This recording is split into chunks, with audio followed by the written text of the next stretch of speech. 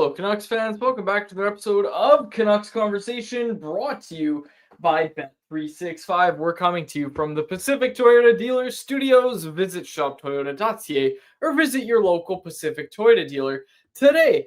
My name is David Quadrelli. I am joined by Harman. It is the Canucks game day, so we're obviously going to talk about that. But it feels like there's a big desire in the market right now to talk systems. Let's talk about Adam Foote's system. So we're going to do that later in the show as well. But Harman, the Dallas Stars in town tonight. Mikko Rantanen avoids suspension. What do the Canucks have on their hands in the Dallas Stars and Mikko Rantanen, who's going to play tonight? Yeah, the Stars have been tricky to evaluate this year. They haven't been as formidable at 5-on-5 as we're used to them seeing. You look at a lot of their underlying numbers and they're not controlling play as well as they typically do. And even just when you watch the Dallas Stars play this year, they haven't had the same juice to their even strength game. They have looked like a slower team this year. Now, part of that is because Matt Duchene has missed all but 4 games this year. He led them in points last year, and we know how dynamic he is at the center ice position, drives a lot of controlled entries for them. And they also had a stretch where they were missing not just Duchene, but Rope and Hintz as well. Now, Hintz is back, but when they didn't have Hintz and Duchene in the lineup, and I don't believe Duchene is expected to draw back in, you could see that, all right, this team looks slow. And it's really the power play that was lifting a lot of the results, or on the man advantage. They've been absolutely deadly. Good. I mean, the Canucks already saw it to some extent, but Rantanen, and then also the stuff Wyatt Johnston is doing down low, the Stars are just so good at attacking in that blue paint area, finding tips, deflections, rebounds, passing in those areas, finding the east-west passing lanes. That power play is one of the best in the NHL, and it's helped them. Now, results-wise, they have obviously picked up a lot of wins recently, but this is a Stars team that they haven't looked like a Stanley Cup contender on a night-in, night-out basis. They haven't looked as dangerous as, let's say, the Colorado Avalanche have this year. They also don't have Thomas Harley, who the Stars blue line is interesting because Heiskanen, Harley, and Lindell might be the best top 3 in the NHL. But after that, we know that the Stars have had a lot of depth issues. It's why a couple of years ago they had to go out and get Chris Tanev, and we saw even in last year's playoffs, they're having to roll out Cody Ceci in high leverage minutes. So with no Thomas Harley in the lineup, and he was a top 10 defenseman in the NHL last year, on paper, according to Daily Faceoff, their second pair right now is Kyle Capobianco and Vladislav Kolyachonok. So that blue line is a little bit vulnerable, and especially with no Harley, that I think adds to, hey, the Stars are still one of the best teams in the NHL, but no Harley, no Duchene, and just the vibe around the Stars as a whole this year, they aren't as quick and decisive. And we saw how that played out the last time these two teams met, where the Stars dominated the Canucks for the first 20 minutes, but then after, the Canucks were able to blitz Dallas on the counterattack in that second period, where the Canucks look so much faster than the Stars. And that's one thing that I'm going to be looking at is, how does Dallas's team speed look like at 5-on-5? And particularly, discipline is important every night, but especially against the Dallas team that has chinks in their 5-on-5 armor, but is still really deadly on the power play. Who gets what matchup tonight? Like, it's 2 pretty solid lines on that Dallas team. Like, who gets which line with Elias Pettersson, David Kampf, that is? I'd still expect more often than not Elias Pettersson to take the tougher matchups, especially that's what I would do. Kampf, I think, still needs a bit of time to get back up to speed. His game against Florida was his first NHL appearance since May 2025 in the Stanley Cup playoffs. So he's had a long layoff. And even Kampf in the past, we're talking about a guy that's ultimately a 4th-line center. He's not been, for most of his career, this middle 6 shutdown defensive stud. And with Pettersson playing as well as he is, I would still expect him to draw more of the difficult matchups than Kampf. And it's just going to be about Kampf filling in here and there as he can. I still expect him to get a fair number of defensive zone starts, but I don't want to have him going up against Mikko Rantanen when we saw that Camp struggled defensively against the Panthers. Can he do it? It's the question going into tonight. I'm sorry about that, folks. Line combinations. I want to quickly look at them. Elias Pettersson expected to skate with Evander Kane and Kiefer Sherwood. Kampf on the second line playing with Connor Garland, Brock Besser. Let's start there. We'll talk about the bottom six in a second here.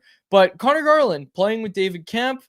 I get it. Like, the idea there is, well, Connor Garland can drive a line as a winger. Let's see what he can do to help David Kampf maybe unlock some more offense on that line, because like you just laid out, this is David Kampf is not a offense first center, to say the least. So what do you think of those top six line combos? Well, they don't have an ideal second line center option, right? As much as the idea of Kampf and Garland playing together sounds like a mismatch, the issue is Foote doesn't seem to fully trust Aatu Ratu to play 15, 16, 17 minutes a night. So you can't bump Ratu up the lineup. And then your only other option is Max Sasson, who I don't believe he's equipped to play that high up the lineup and succeed with those guys. So as imperfect as Kampf is in that spot, none of your options at the center ice position are appealing at the moment. And really the main thing there is Garland driving his own line. Earlier in the season, we saw that he and Pettersson had some chemistry together, but now that Pettersson's had 4 multi-point games in a row, I think you can trust that Pettersson for now can drive his own line. And because you're missing drivers further down the lineup, you want to have Garland able to lead a second line so that your play driving isn't just all concentrated on one line, especially if the Canucks try and deploy Pettersson and Hughes out there at the same time as often as possible.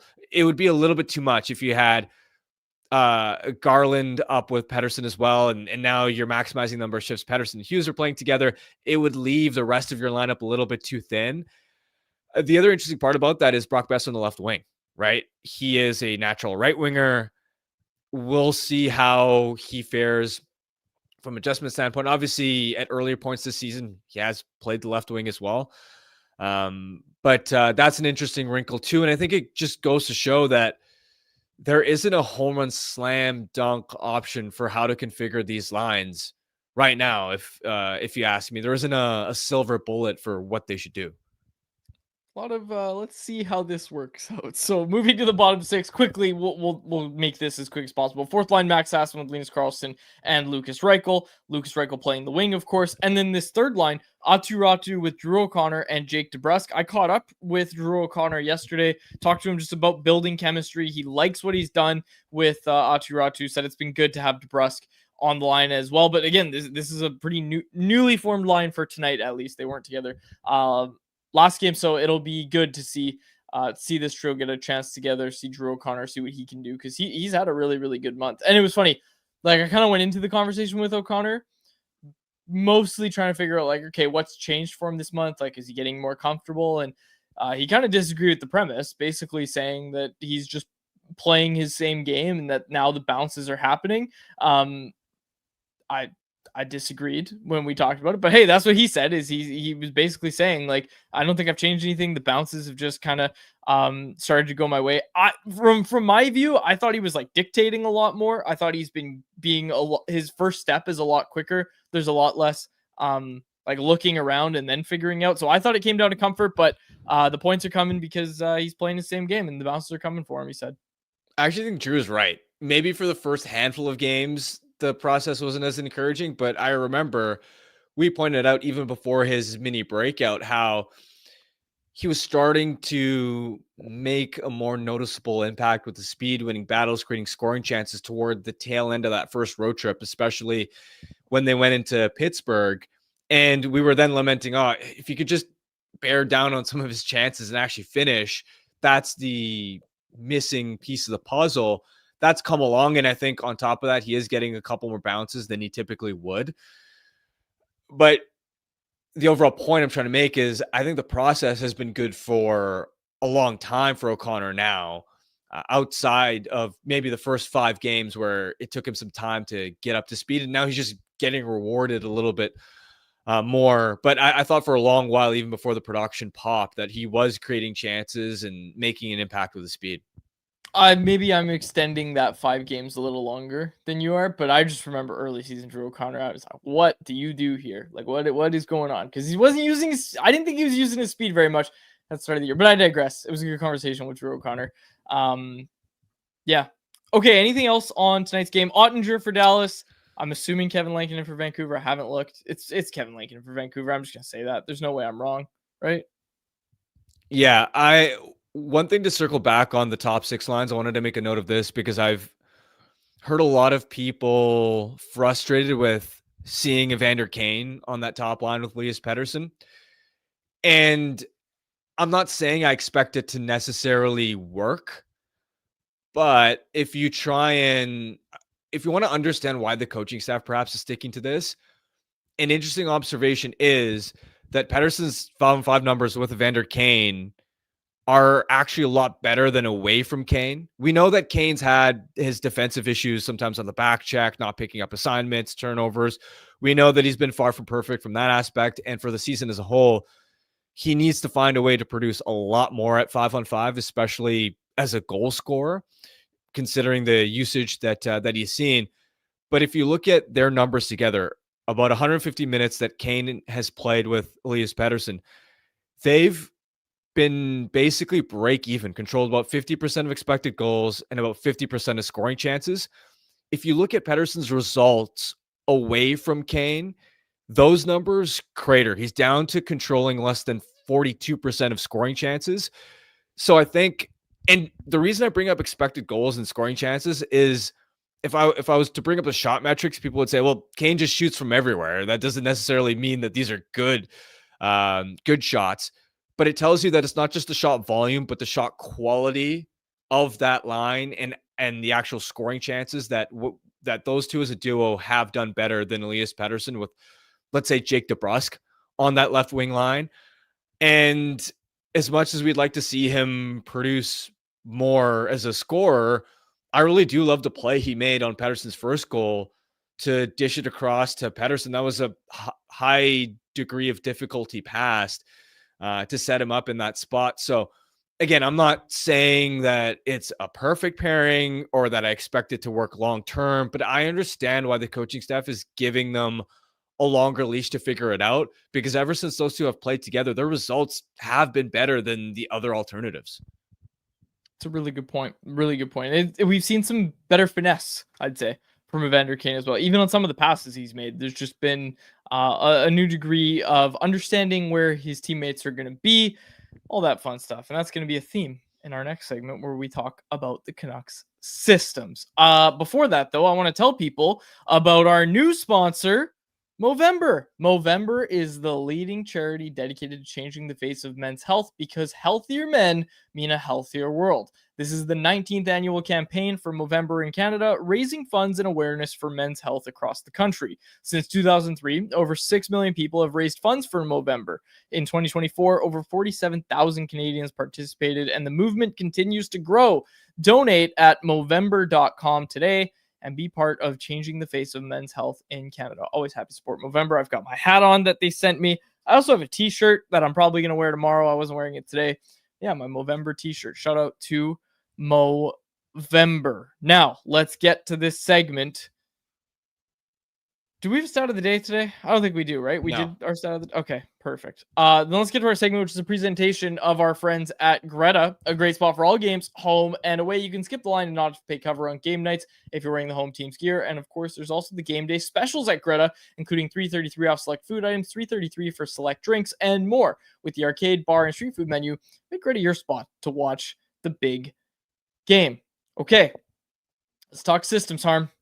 Let's talk systems. I realized this when we were talking about it the other day, that there's just some people, and it's totally fine, it's totally valid, who don't quite understand what we're talking about when we talk about systems. I think that was also prevalent last year when everyone was complaining about talk at system, and it's like, okay, explain talk at system to me then. And they're like, well, it's don't shoot the puck and give up a bunch of chase. Yeah, dump and chase. Like, no. Okay. Anyway, so we'll park that conversation because I just want to quickly go over Adam Foote's systems a little bit, and to help me do that, I went to the hockey shop right by my house, and I got Let's myself a go. whiteboard. Yep, I did it. I finally did. I've been talking about it for a while. I got myself a whiteboard. I love these so And a much. hockey These are, rink whiteboard for the people on the pod, not just a generic blank whiteboard. yes, I guess I should have said that. Yeah, a coach's whiteboard, coaching whiteboard. Do you know how expensive these things are?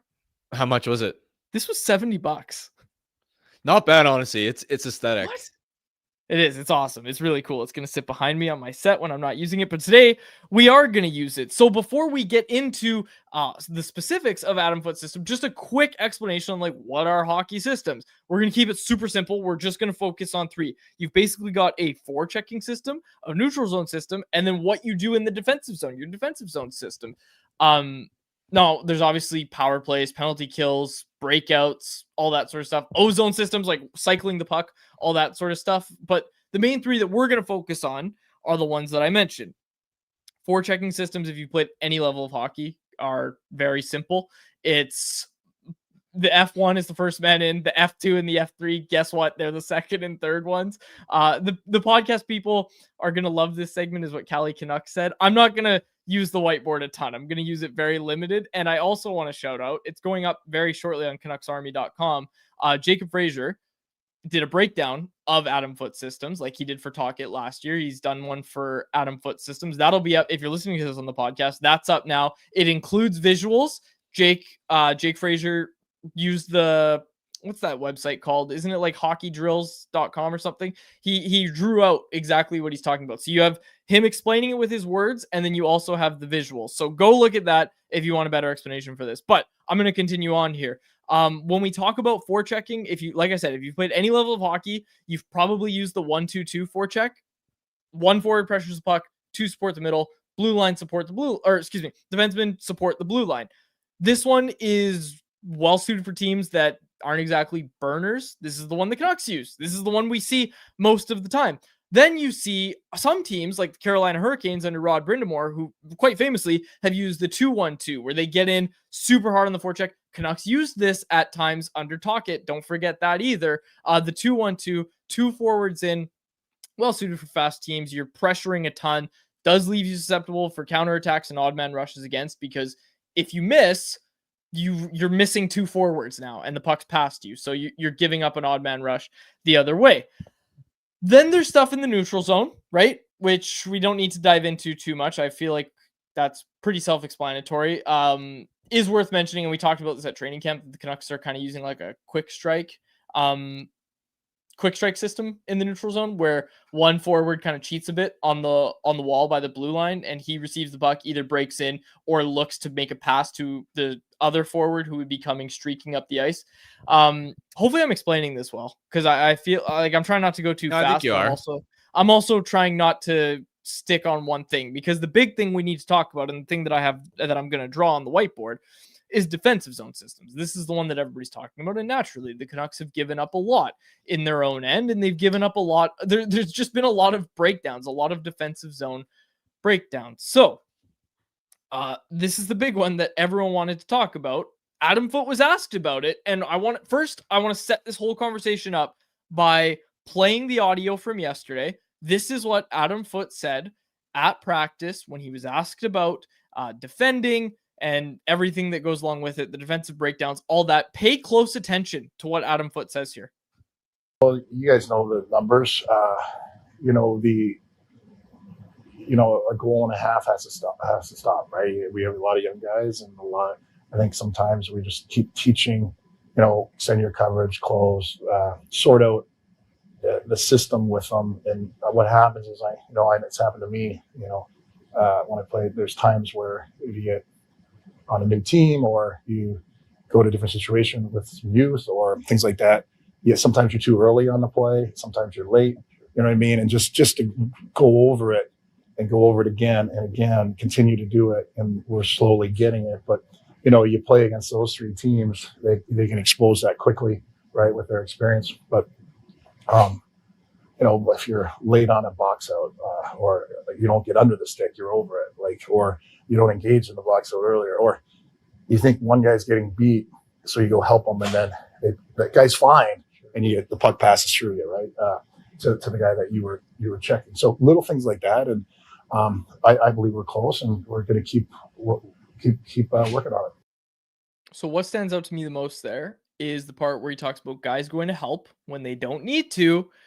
From what I can tell, and I got this on the whiteboard, Canucks have a modified man-on-man, or like a hybrid, whatever you want to call it. Coaches out there, whatever you call it. I go modified man-on-man for this. But anyways, when the puck goes below the hash marks, that's what they're doing, right? When the puck's up high, wingers are aggressively pressuring the point, but focusing on when the puck's down low, the Canucks send 2 players at the puck carrier.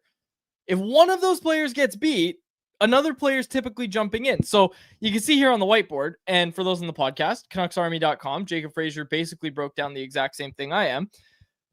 If the puck's up high, and I'm trying to point, this is going to be really tough holding a mic as well, but when the puck's up high, if you have 2 guys pressuring the puck carrier and one of them gets beat, or the puck is moved, right? Like, if the puck is moved and one of those other guys comes, then the weak side defenseman can start to streak down, causing the net front guy to go cheat to that side, because he's now trying to compensate for the weak side defender coming down. He's now trying to compensate for that, which leaves this guy that was covered, leaves him wide open for a tap in. And I think that's what we've actually seen the most. I think that's where the biggest breakdowns have been, is when the puck starts getting cycled up high, not necessarily the center every time, but because there's been more than a few times where it's a winger. The guy in the middle is getting confused and he's getting lost in his coverage, and that's kind of contributing to all of these defensive zone breakdowns that we're seeing. Yeah, and not just when the puck is worked up high on passes, but I noted this after the Florida game, where anytime a forward would skate it from low to high, and he was in that no man's land where the defenseman is chasing him, but then you also got the Canucks winger who's covering the point. Like, the forward is creeping up close enough to where the winger covering the point is maybe close enough to try and poke his stick at it and break that play up. And it's a bit of a no man's land where, sometimes in those situations you might have a handoff where if the forward goes high enough, then the defense was not going to chase him all the way up the ice, and the winger will be responsible.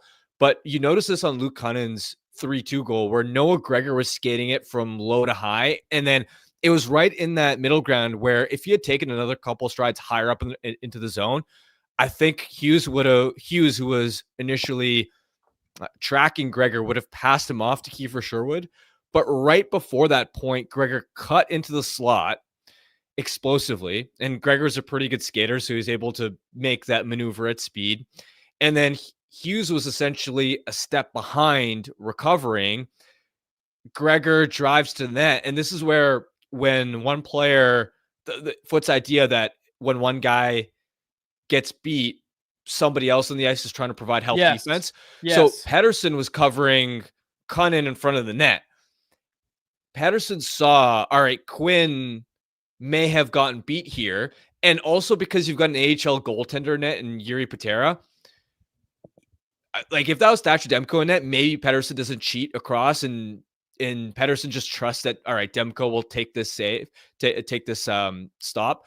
But Pettersson moved over to Gregor's side to try and block the shot. He actually, I think, maybe gets a piece of the initial backhand, or maybe doesn't. Either way, Pettersson's out of the play, away from Cunnin now, trying to help Quinn Hughes in that spot. And then that leaves Cunnin wide open on the doorstep to pounce on the rebound. And it's not necessarily, all right, that's Elias Pettersson's fault, or that's, this guy or that guy's fault. It's just, you notice that the initial low to high and the cut into slot created confusion, caused one player to be in trouble, which caused another player to slide out of position and left a net front player completely wide open. You're absolutely right. You're absolutely right. And you've explained it so well. LC250 asked me to draw the positions in the chat.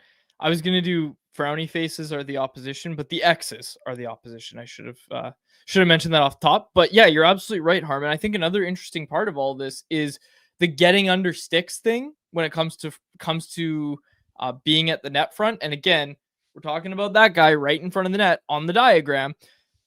That's so vital because that guy is going to start cheating if naturally if the weak side deactivates, right, and is starting to streak toward the net, or a forward or whoever's open on the side, if he's streaking toward the net, the guy at the front of the net isn't just going to keep tying up his man in front. He's going to go around him and go attack the puck carrier, and then that's going to leave the guy at the net front that he was getting tied up before. That's going to leave him open, right? So it's all it takes is one breakdown. And I remember Talkett always talked about this, and to kind of bring it back to what's different about last year, man, like, you give me 30 seconds, I'll draw Talkett's system, because it was just a zone. It was just, don't let anything go through the middle of the ice. And that's oversimplifying it, but that's what raised the Canucks defensive floor, is just, okay, if we're going to get scored on, it's going to be from the other team beating us. We're not going to beat ourselves, because we're going to be stationed in the perfect spots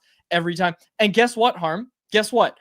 When there's these breakdowns that Foot's talking about, it's a lot of snap judgment calls. That game happens. Yeah. It's a fast game. It's a lot of snap judgment calls. And when you know you only have to mark one zone, there's not as many judgment calls, which means there's far less breakdowns, right? There's far less of, I got to go help that guy because he's in trouble. There's less of that, which naturally leads to less of compounding mistakes. And how often did we talk about that before Talkett? Was how often did this team compound mistakes where it was, okay, one guy's out of position, there goes another guy, there goes another guy. That's kind of what we're talking about here, is the compounding of mistakes. Yeah, I think generally speaking, Talkett's defensive zone principles were simpler last year. And you're right. You're with Adam Foote, and we talked about this in training camp, a higher pressure style where you're chasing the play a little bit more. The idea is that way you can kill possessions earlier. And if you can kill possessions earlier, that allows you to counterattack with speed. You're forcing turnovers. That allows you to be dynamic that way, and theoretically spend less time defending in the first place. But you're relying on your players making higher leverage decisions and reads, which means you need players with higher two-way IQ. Yep. And I don't know if that is this Canucks team, because I think generally speaking this year, their off-puck awareness has not been very good. And especially when they are overcommitting two guys shading to the same puck carrier. The Colorado game, for example, one of the goals that was scored, Cale Makar was carrying the puck down the right wing. Quinn Hughes was on Makar. I think Pettersson saw an opportunity to maybe, and this might have been what Foote was referring to, where one player thinks a guy's getting beaten, goes to help when maybe that defender was fine. Pettersson went to double up towards Makar. And then the issue was, I don't think the other players on the ice, Pettersson included, and especially Evander Kane on the back check, didn't realize that Colorado had changed. So they had a second layer of forwards driving the slot, and that created the breakdown where, all right, you're overcommitted to Makar as a puck carrier. Kane didn't really recover on the back check to take away that slot area. And now Makar makes the pass in the slot. It's suddenly a mini 2-on-1 for Filip Hronek, who Filip Hronek was covering the guy on the back door. And now obviously Hronek didn't do a great job of actually stopping the pass from going across, but Hronek was in a tough spot with this mini 2-on-1 as a result of the decisions that other players before him made. And the end result is you've essentially got a backdoor tap and goal off the rush. I think we've explained it well. People want to hear us talk about the breakout. We'll save more systems talk for another day. This whiteboard's not going anywhere. Yeah. People bring up a good point that I should probably have different colors. I bought this today. It came with a black pen, and I don't know any other dry erase. So, and for breakouts, I think Jake does go over the breakouts in the article. So if you haven't read the article yet, you can get your breakout stuff from there. One thing I do want to bring up because I'm really excited that this data now exists on Puckalytics. Puckalytics, Which what the hell is that? it's a new website. I believe it was started by a former analyst for an NHL team who is now doing public work. He's basically scraped a lot of the NHL edge data, which we've talked about at the player level, and found a way to put it together essentially at the team level. And this metric is essentially the perfect, I don't want to say perfect, but a really accurate representation of team speed, right? A lot of times we talk about, oh, that team plays fast, or that team plays slow, and it's an eye test take, but you don't actually have a way of quantifying it. Looking through this team speed data, first of all, it tracks with a lot of just what you see by the eye. It seems very accurate. For example, I'll let you. I want to see what you guess. Who would you guess some of the top 5 fastest teams are and the top 5 slowest teams? Top 5 fastest. Okay, give me Carolina. They are 12th. They're not in the top 5. Give me Colorado. Colorado's number 1. Ooh, how up to is it this season? This season. Give me the Anaheim Ducks. Yep, they're 5th. Chicago is not going to be in there. Fast. Oilers are 3rd. I'll give you the other 2. It's Montreal 2nd and Utah 4th.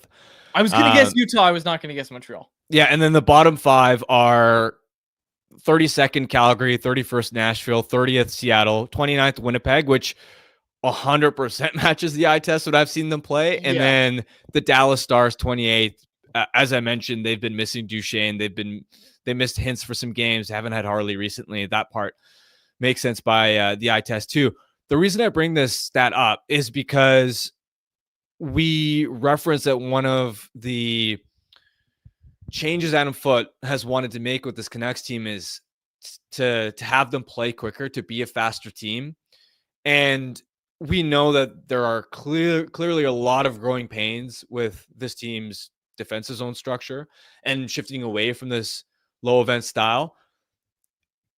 I will say the Canucks are one of the most improved teams in the NHL as far as team speed. Last year, they were 32nd in the league in this category. Right now, they're 16th. They're middle of the pack. So that jump from 32nd to 16th, and I believe Dom Lucian also referenced this in his 16 stats story today. They are one of the 5 most improved teams as far as the rate at which they're playing. So I think that part is relevant as far as we've seen them have a different offensive gear on the counterattack. It's not that they're generating rush chances at a really high volume, but even though they haven't always been controlling play, it's why they've had moments where against the grain, they're still able to, when there's a turnover, punish teams on the counterattack and still have rush goals. It's the kind of damage that Kiefer Sherwood has been doing, Drew O'Connor. It's even phases of the game where the last time the Canucks played the Dallas Stars, they had that second period where the Stars didn't know how to control the Canucks speed on the counter. The Capitals game where Filipino got hurt, that first period, Canucks were flying up and down the ice against a really good Capitals team. So they haven't always had it on a super consistent basis, that rush attacking element, but just wanted to point out, while we are referencing some of the areas of Foote's system that haven't worked so far, particularly in defensive zone, the overall philosophy, like, it hasn't been all bad. The philosophy of them trying to play faster is yielding results. It's just that they're bleeding more defensively than they have been gaining offensively with this approach. And Callie Canuck said in the chat, like, why'd they change the system that worked so well? Well, everyone was complaining about a lack of goals last year, right? Like a lack of offense, a lack of creating off the rush, all that sort of stuff. Like, and speaking of that answer we heard from Foote, what did he say? Is they're going to get it. We're going to get it. They're going to work on it. They haven't had a ton of practice time. Not an excuse. Nobody's had a ton of practice time. I know I'm not making excuses for them, but they're going to stick with it, and they're going to hope that they can get it in the defensive zone. And look, like, I hope the breakdown that I did kind of helped explain that it ain't rocket science. It's really just understanding when your teammate's actually in trouble. Here's the other thing. He talks about new players. He talks about young guys. I would say for the guys that were here, this looks so different than what it did last year, right? Like when you see what they think is a guy in trouble, maybe that meant the guy was in trouble last year, but this year it doesn't. Like this year, it's like, no, we have to be okay with some of those things happening, and you have to be able to adapt and read the play a little bit differently than you did when you were playing that zone system with Talk. Generally speaking, it can be difficult sometimes, not always, but sometimes for teams to adjust to a new defensive system or philosophy. I think back to the Oilers, the first year it got him fired, but Jay Woodcroft, it was the year after they lost to Vegas in the second round of the playoffs, and Woodcroft in the offseason wanted to shift to a defensive zone scheme that more closely matched what Vegas was doing to zone, and even what I believe Florida was doing, and they worked on implementing that in training camp and in preseason. You saw at the start of the season, the Oilers, that's the first year they had that disastrous start. At one point, they were 32nd in the league. It got Jay Woodcroft fired just because the players weren't able to adjust to it very well. And it's not even, this is the tough part, right? Is as a coach, you have to, every defensive zone scheme in theory can work. Right? Like in principle, it can work, but you have to make a judgment call on can your players actually execute this at a high level, right? So the changes that Woodcroft wanted to make in the defensive zone, it made perfect logical sense that, hey, the Vegas Golden Knights beat us with this defensive zone scheme. This is what a lot of teams are playing. Let's adapt. This is what not just Vegas, but a lot of cup contending teams are doing in the defensive zone. In theory, this should make it easier for us to defend and have fewer defensive zone breakdowns. It sounded great, but then the Oilers didn't have the right personnel to actually implement that successfully, especially at the start of the year when it is so new and there is an adjustment period. And the tough part is you don't have margin for error at the start of regular season. You don't have 30 games to figure out this new defensive zone scheme, because if you struggle to defend for the first 30 games and you're one of the worst defensive teams in the NHL in that time frame, you might dig yourself too deep of a hole in the standings that you can't recover from. You're right. And I mean, that's part of the conversation is this the right system for this team? And these conversations are going to continue, but we've got to get to Feud, Harm. Did you have anything else you want to say to close the segment out? No, this was a fun one. This was a fun one. I'm excited to use that whiteboard more. Jacob, take it away.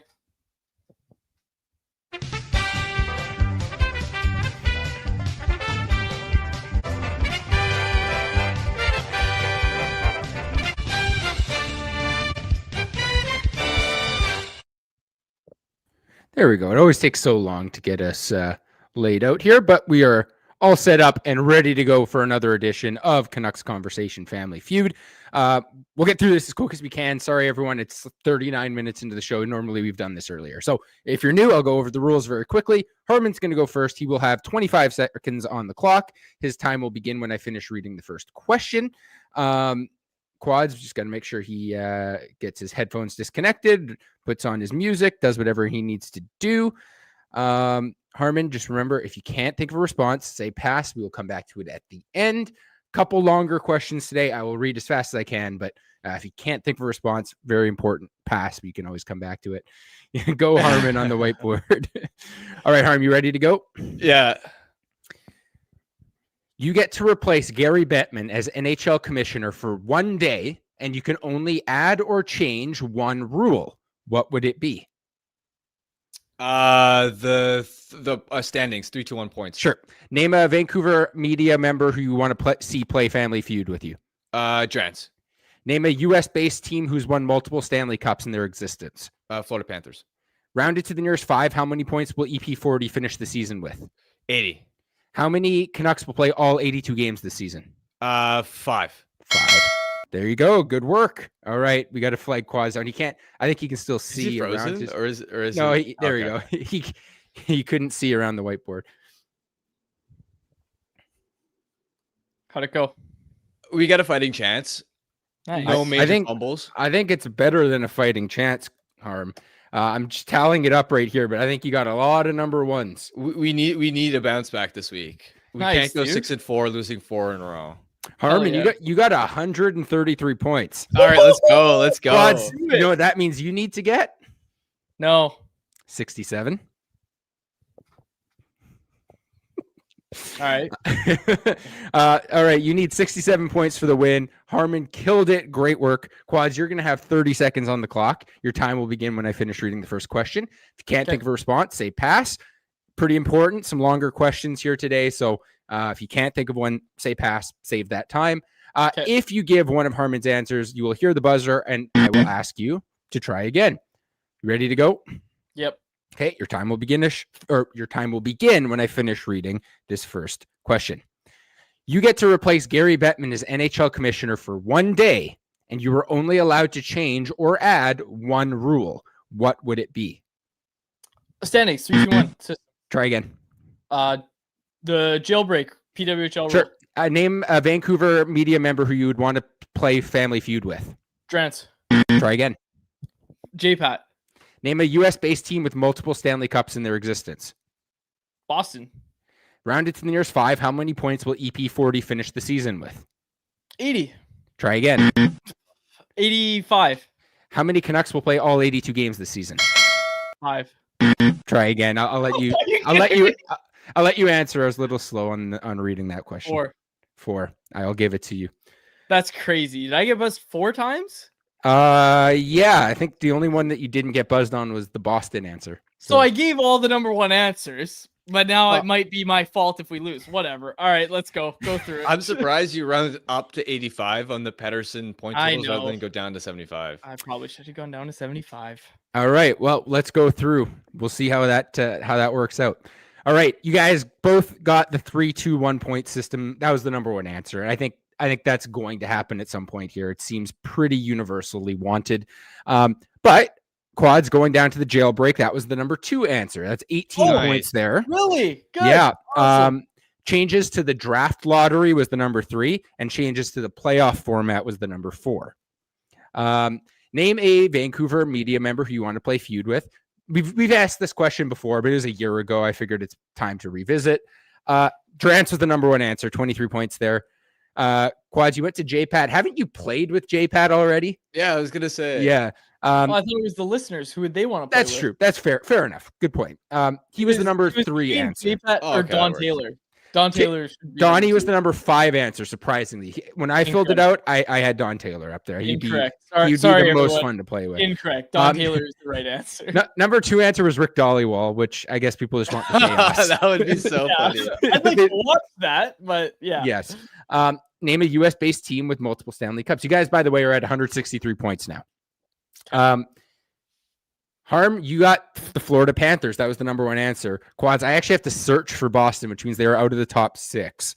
Damn. Okay. I guess they were tied for 6. They have 7 points there. So you only need 30 in the last.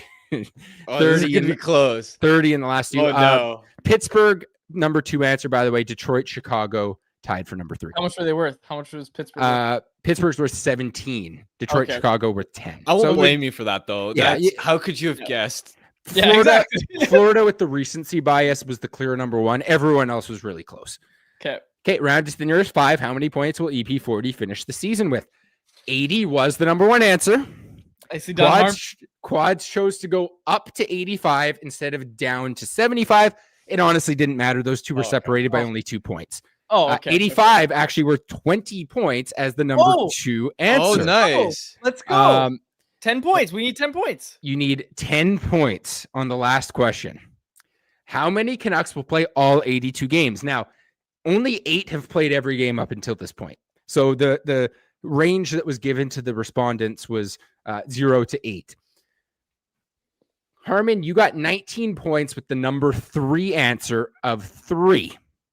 Oh, I said 5. Or sorry. Yes, you said 5. They were tied for 19. Oh, They were both tied for number 3. Cool. Now, Quads, did you go down to 4 or up to 6? I don't said remember. 4. You went down to 4. Well, had you gone up to 6, you guys would have lost.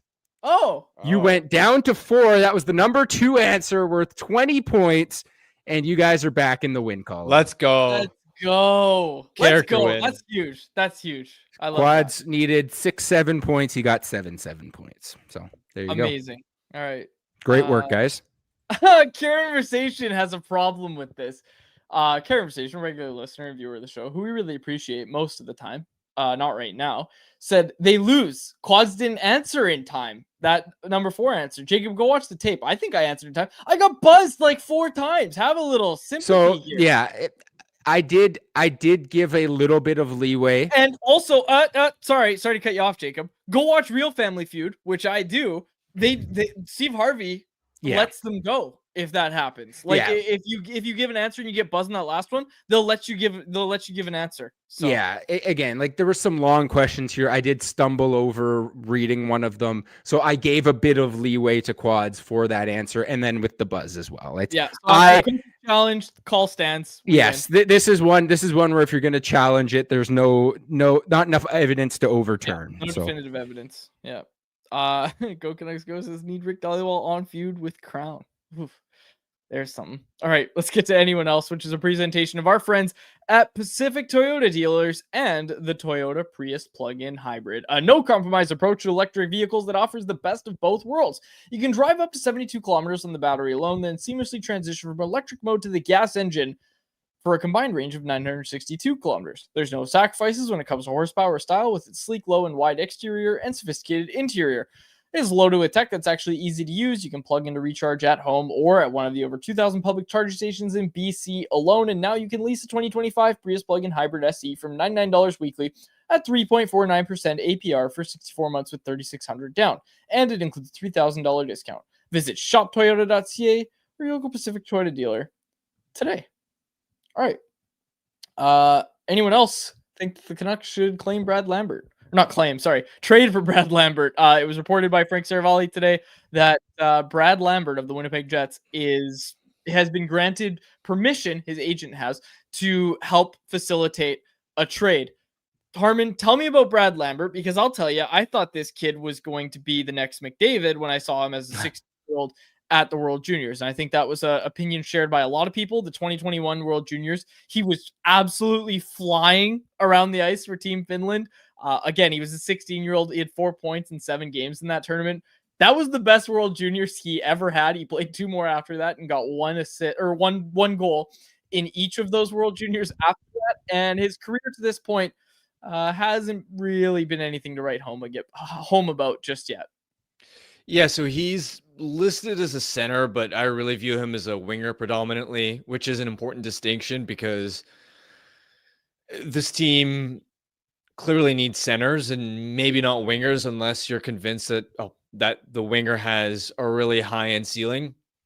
Lambert is fascinating because I've seen him in person a bunch of times, especially at Penticton Young Stars before. He's got electrifying speed and skill off the rush, but his hockey IQ isn't very high. He's one of those players that flies up the ice, can force plays that sometimes aren't there, doesn't always have the best playmaking vision, isn't always the most reliable defensively. His compete level can leave a lot to be desired sometimes. And to me, the Canucks already went out and acquired Lukas Reichel, who has the speed and skill, doesn't really have a lot of the other parts of his game figured out. So the fact that they've already bet on Reichel, I wouldn't be jumping to pay for Lambert here. What do you think that's going to cost? I don't know. He's not in Lukas Reichel territory yet, I don't think. Yeah, he turns 22 in December. He's definitely lost some shine as a prospect. Last year, only 35 points in 61 AHL games. That's a red flag to me as well. The year previous, he had 55 points in 64 games as a 19-year-old, which that's the kind of production you hope from a future top 6 or top 9 NHL forward. For him to not just stagnate, but take a definitive step back last year, that's worrying for me. I don't think the cost is going to be super high, but it's not going to be really, really cheap either. Yeah, it's not gonna. Yeah. Cali Canucks said no more low hockey IQ guys. They always flame out. Who's a low hockey IQ guy that's made it work, Harm? I have to look around. There are a bunch that if you look around the league, sometimes you go, this guy can fly. While you look for that, because I'll give you time. I like giving you time to look for these things. While you look for that, the thing that we're gonna have more trouble finding is a low hockey IQ guy who flamed out with one team and then figured it out with another team. Like low hockey IQ guys usually are gonna be pretty high end scorers, I would think, at least. Like they have the tool, they have the one tool that's gonna make them be able to stick. Like, would you call Alex Ovechkin a low hockey IQ guy? No. No. Are you kidding me? That might be in the defensive zone. He doesn't do anything. He doesn't do anything in the defensive zone. That's for a lack of effort, not for a lack of intelligence. Come on, that's one of the worst takes I've heard you say. I didn't say it was my take. I'm saying, would you consider him one? Relax. No. Holy smokes! Wow, man, you got very defensive there. Hey, I got the OV posters too. Relax. I don't know. I don't have a ton of examples off my mind, but there are guys that are just straight up and down. They fly up the ice, they forecheck maybe, and aren't very smart. I mean, Sam Lafferty is an example, I would say. I said success ones. Well, he's at least an NHL player, but yeah, you're right. Sam Lafferty's when you come to the table with? No, well, you also said, I imagine they have to be top 6 guys. And that was me. Like, I'm bringing up Lafferty as an example of, well, no, low IQ guys can be further down the lineup too. I like this one. Martin Erat. That's a poll. Martin Erat. Brought to you by RE45 in the chat. RE45. Yeah, I honestly don't remember watching a ton of Erat I obviously remember really good player in Nashville. I remember late stage Erat, which is why I think it was a low effort and low hockey IQ. I wasn't saying Ovechkin has a low IQ. I meant defensive zone. Like anyways, whatever. Yeah, again, folks, I'm asking for a success story. People are throwing Jake Vertan in the chat. Absolutely, like a great example of a low IQ player. But just low IQ. I asked for a player that had success as a low IQ player, because the point we're getting at, I was saying, is there any truth to this idea that, okay, don't trade for these low hockey IQ players because they're never going to figure it out, even if they have some tools? No, there are. I mean, if I actually had time to go through, and I could find you guys for sure. It's, you compensate for it with your athleticism and not just speed, but ideally being size of a bulldozer on the forecheck. If you win enough battles and you're fast enough at a straight line, so long as you're not making horrible decisions with the puck, so long as you have some semblance of what the defensive zone looks like, you can still find a way to play some kind of role and be successful in the NHL. Or if you're Alex Ovechkin, you don't need to care about the and also, like, a defenseman example of this is maybe Philip Broberg. Where, and I think he's improved his hockey IQ over time, but remember when he was drafted, the book on him was 6'3". He skates like the wind. He's got all the athletic gifts, but his decision making isn't very good. A lot of times in his draft year, you would see him rush pucks up the ice because he's just bigger and faster than everybody else, but then struggle as far as scanning for what are my options. And you could tell that, all right, this player's hockey IQ is not an asset, and we've seen him figure it out and become a really good top 4 defenseman in St. Louis. So that's a defenseman example. People threw other defenseman examples. It's funny. It's also turned into people just naming bad players, like Eric Branson is terrible, said one person in the chat. Not what we're asking. We're getting a little Branson had negative hockey IQ, said Solitaire Brew in the chat. Yeah, we're getting a little off topic here. Okay. It was a long show. People said they really enjoyed that system segment. I'm looking forward to the next time. I'll pull out the whiteboard. Yeah. I'll give you a forward example. Okay. And I don't know if low IQ is the best way to describe it, but and his IQ actually improved with age and experience. But Dylan Holloway, when he was in Edmonton, Ooh. you could see Holloway and go, that guy has an unbelievable motor. He looks so dynamic off the rush, but the game feels like it's moving at too quick of a pace for him. His decision making with the puck, he's not able to really connect plays. His timing sometimes, he hasn't really been able to put it all together. Now the caveat is when he was drafted, he was more average IQ than this guy is dumb on the ice.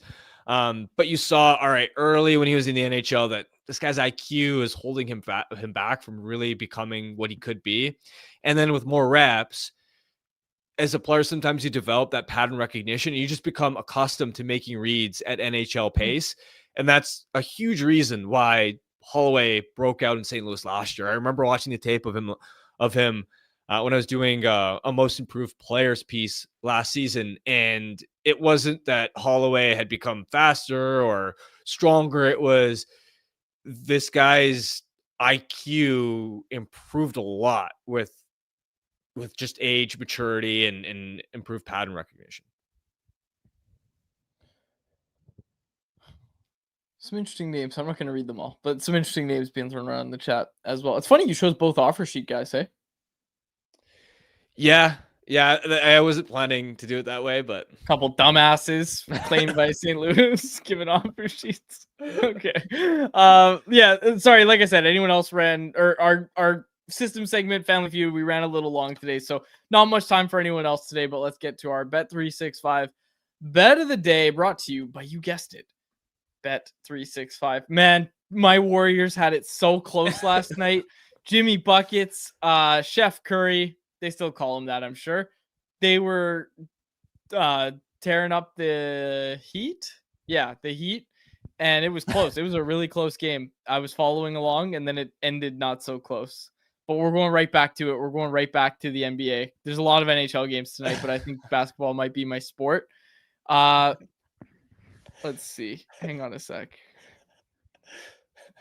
Harman loves that. I love this.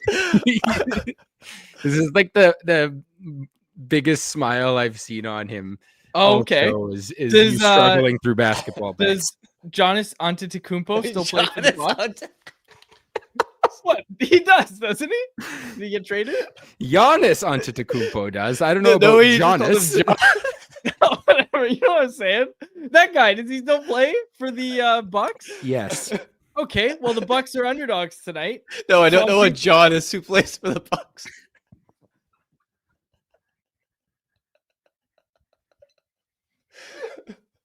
All right. Johnny Antetokounmpo, him and his Buck friends. He's hurt, by the way. Are you serious? Yes. Okay. One second. Hang on. He left their game on Monday, and he's questionable for today. Okay. So he might play. He might. Probably not. Okay. Does Kawhi still play for the Clippers? He's on their roster. I don't know how much he plays. Yeah. Is he no good anymore?